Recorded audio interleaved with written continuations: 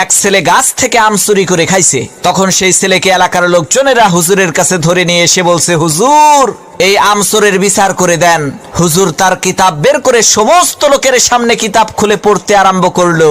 যে চুরি করে খাইছে আম তাকে দিতে হবে তার দাম, দাম না দিলে তার পিঠের উপরে কিল পড়বে ধাম ধাম। হুজুরের কিতাব শুনে এলাকার লোকজন সেই ছেলেটিকে কয়েকটা চর থাপ্পড় মেরে বিদায় করে দিল।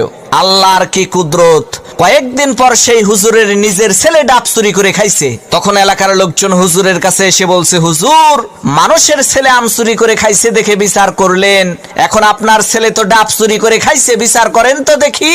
লোকদের কথা শুনে হুজুর তার কিতাব বের করে বলল, ভাইরা আমার, কিতাবে লেখা আছে যে চুরি করে খাইছে ডাব তার হয় নাই কোনো পাপ।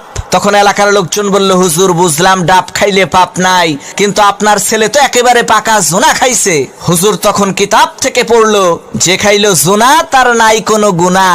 এলাকার লোকজন বলল, হুজুর ডাব খাইলে পাপ নাই, জোনা খাইলে গুনাহ নাই মানলাম, কিন্তু আপনার ছেলে তো নারিকেল খাইছে। তখন হুজুর তার কিতাব থেকে পড়লো, যে নারিকেল খাইছে চুরি কইরা, তোমরা সবাই মুড়ি দাও তার হাত ধইরা, কারণ সে চুরি করে খাইছে নারিকেল, এর মানে একেবারে পরিষ্কার তার দেল। তখন এলাকার লোকজন বলল, সর্বনাশ, হুজুর আপনার ছেলের বিচার করার কোনো দরকার নাই, আপনি আমাদের ছেলেরই বিচার কইরেন তাই হবে।